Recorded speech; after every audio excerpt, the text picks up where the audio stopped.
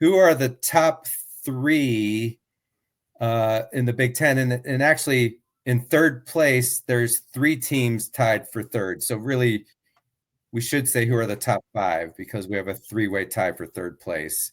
But across the last, for those maybe just joining, last 10 NFL drafts, what Big Ten schools have had the most offensive linemen selected across all 7 rounds? Okay. All right. Let's do. You all in the chat, let us know. Wisconsin, that was what I was going to say too, Philip. Wisconsin, we'll say Ohio State, just with the way they recruit. He says USC. I don't know about USC. I guess USC is a possibility. Let's say Wisconsin, Ohio State, uh, Minnesota, maybe, and Iowa, and let's just say Michigan. Okay. These are Pod says Michigan, Ohio State, Iowa. Everybody's saying Wisconsin, Ohio State, Minnesota. So let me hit on some of these as they're coming in. Oh, put that one back up. I'm just going to Minnesota, shockingly, only 2. They're 15th out of 18 teams in the Big Ten. Only 2 offensive linemen. That was one of my shockers. I'm like, what? They're like a running-oriented team and everything? That just really surprised me. Phillips, what else we got? Illinois higher than you think. I'd probably say that's true. You will see in a second here. They're in the middle of the pack. They're 9th. They had six draft picks over the last 10 years on the offensive line. So right in the middle of the pack at 9th. Michigan, Ohio State, Iowa. Iowa is number 8.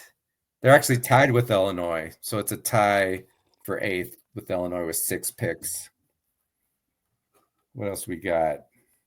Yeah, Sky U Pod, you got to be disappointed in your Minnesota with only 2. I feel like they've developed better than that. Purdue, what do you think about Purdue? Michigan has long snapper you. Yeah. Purdue is 0. Say they have 0 offensive linemen over the last 10 years. Whew. Sorry, Boilermakers. Stick to basketball. It's going much better for you in basketball. You'll like the basketball channel, Purdue fans. Okay, go on over there. All right, let's get the reveal here. Let's get it.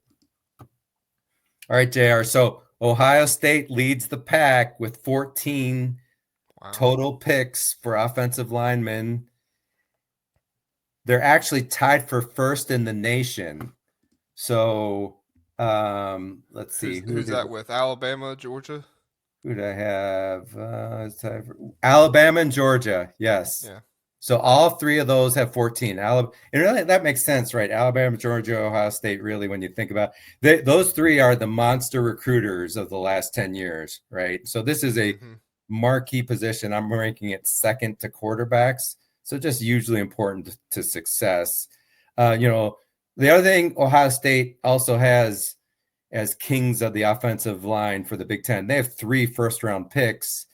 Tied with, interestingly, Iowa. So even though Iowa was more in the middle, you could see they're tied for 8th, but 3 first-round picks. That's why you probably have the perception of Iowa being maybe top 5, right, in offensive linemen. They put out really quality people. Other things stand out. Northwestern with 2. They only have 2 total, both first-round picks. So quality. Michigan is second, though. Michigan really solid in really the last 5 years.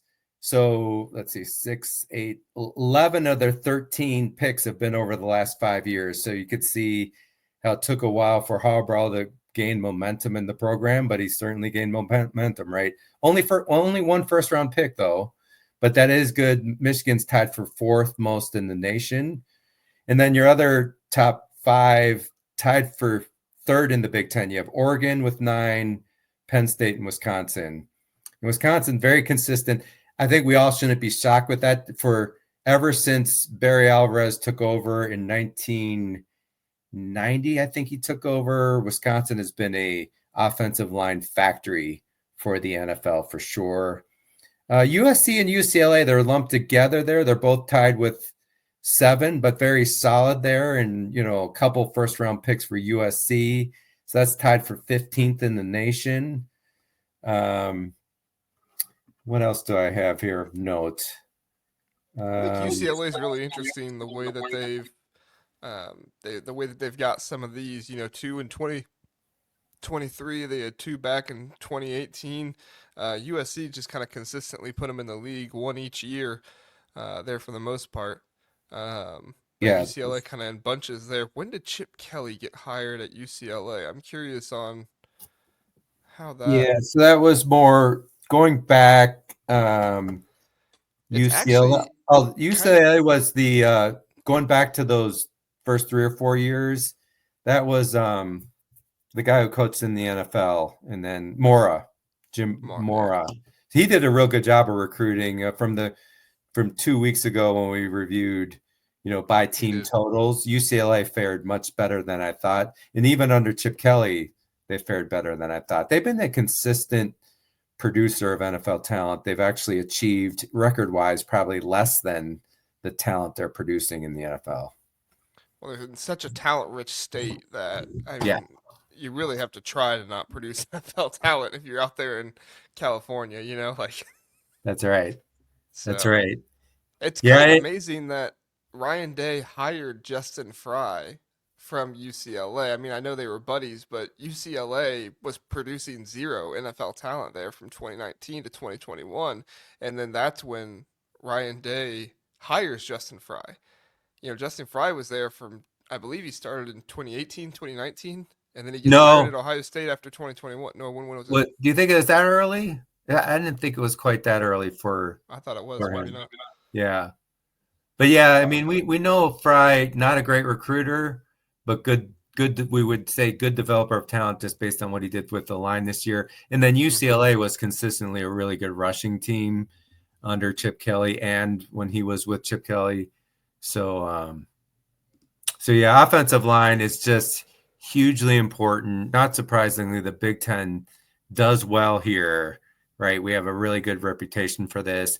And by the way, the other thing for listeners, normally it's not always going to be the case, but I produce an article tied to it. I'm not doing one this time because I'm going to wait till after the draft is done and provide more updated. So I'll capture 2025 data and then write an article on that once I have the draft done. I think that will Yeah, be more yeah. Check interesting.